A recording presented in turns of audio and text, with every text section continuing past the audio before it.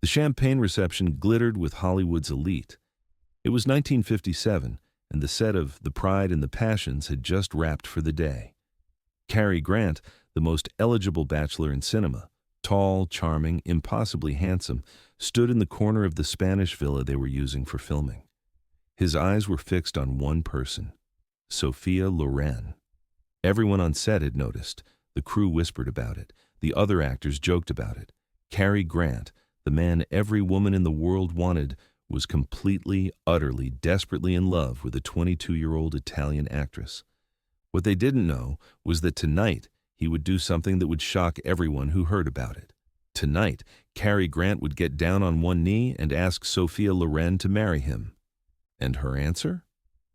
It became one of Hollywood's most talked-about moments, a choice that revealed more about love, loyalty, and fame than any film ever could. But to understand why Sophia said no, we must first understand the life that shaped her. This wasn't a simple love story.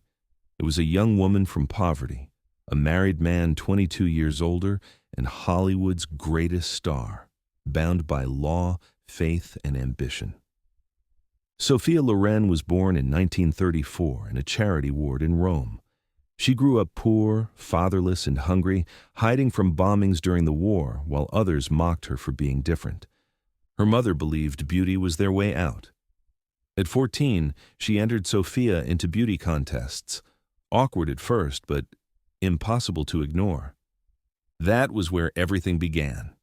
That's when everything changed. At a beauty pageant in 1949, a short, balding, middle-aged man watched from the judges' table. His name was Carlo Ponti.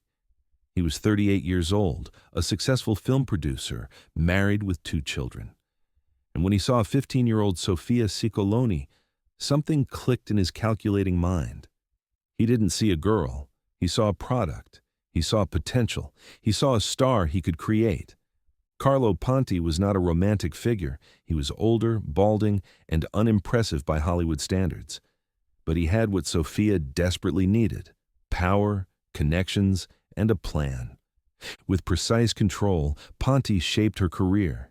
He renamed her Sophia Loren, chose her films, guided her image, and transformed an awkward teenager into a rising star.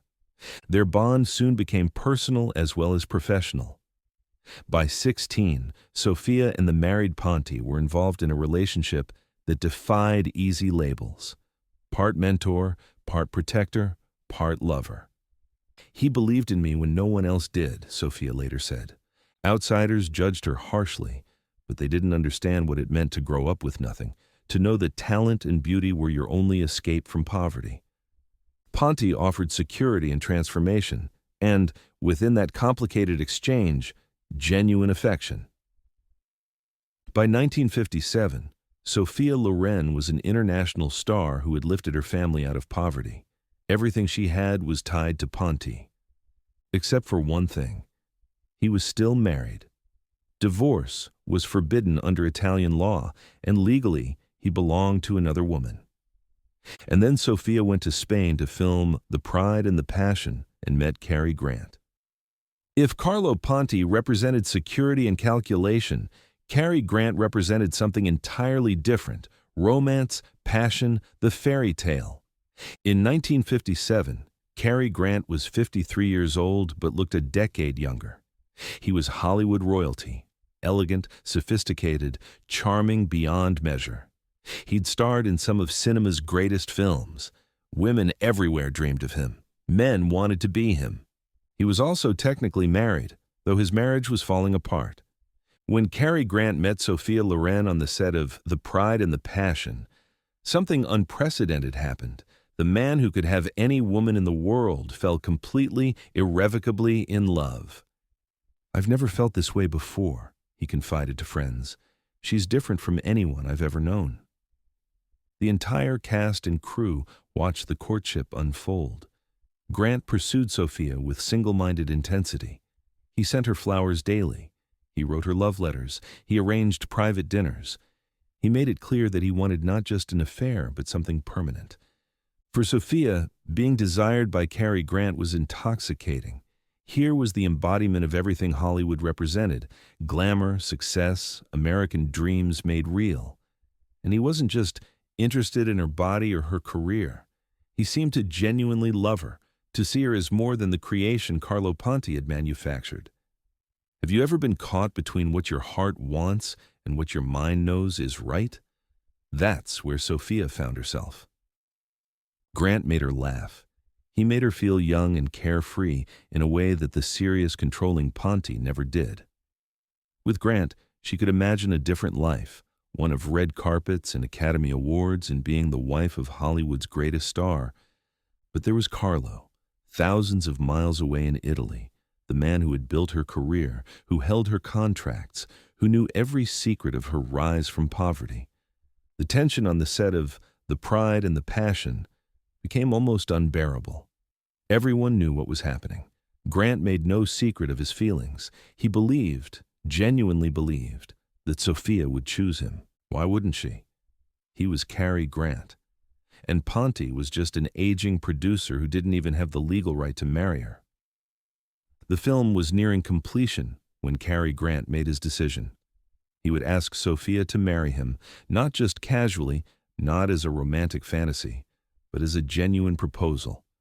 He planned it carefully, a private dinner away from the prying eyes of cast and crew. Champagne, candlelight, everything perfect.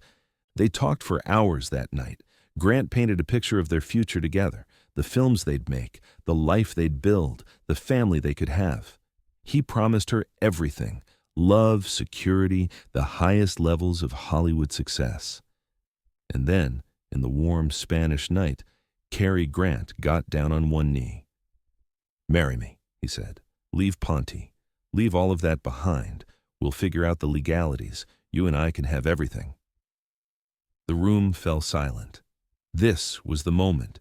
The most desired man in the world was offering himself completely. Sophia looked at him, this handsome, charming, successful man, and felt tears forming in her eyes. "I can't," she whispered. Grant stared at her in disbelief. "What do you mean you can't?" "I belong to Carlo," Sophia said quietly. "I owe him everything. He made me. Without him, I'm nothing." "That's not true," Grant insisted. "You're talented. You're beautiful. You did this yourself." "No," Sophia interrupted, her voice gaining strength. "You don't understand.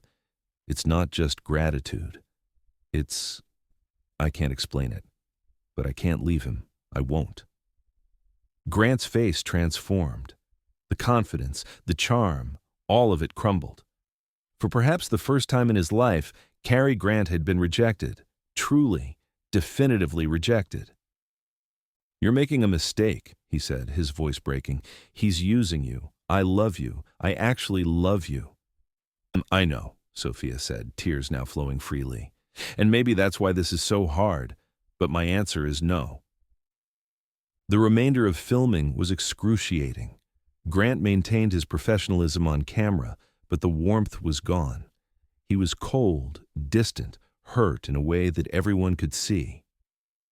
When The Pride and the Passion wrapped, Cary Grant returned to Hollywood a changed man. Friends noted that something had broken inside him. He'd been rejected before, by wives, by studios, but never like this. Never by someone he'd truly wanted. Sophia returned to Carlo Ponti, but her rejection of Grant came at a cost.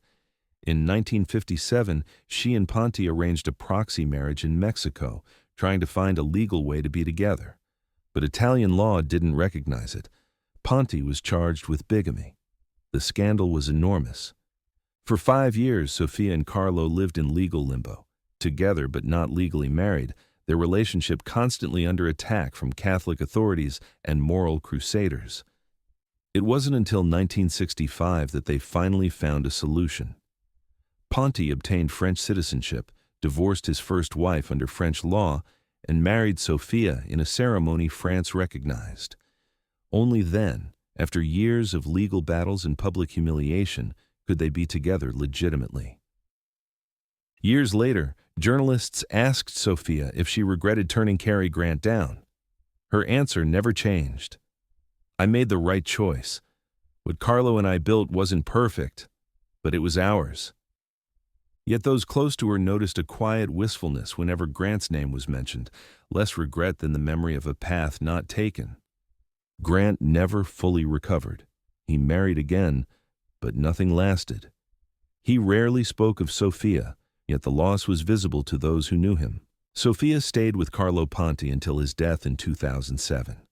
They had 2 sons, and she became not only a great actress, but a lasting icon, proof that some choices shape a life forever. Carlo Ponti died at 94 after more than 50 years with the woman he had discovered. Their relationship was complex, often controversial, but it endured. Cary Grant died in 1986, admired by millions and successful in every public sense. Yet those close to him believed something had always been missing, an absence left by Sophia Loren's refusal. Sophia chose loyalty over passion, gratitude over fantasy.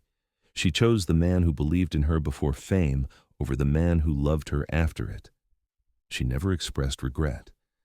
Her decision revealed something deeper. Sometimes love is not a fairy tale, but a bond forged through struggle, history, and trust. Grant offered romance. Ponti offered partnership. And in choosing the harder path, Sophia didn't just say no to Hollywood's greatest star, she said yes to a life that belonged entirely to her.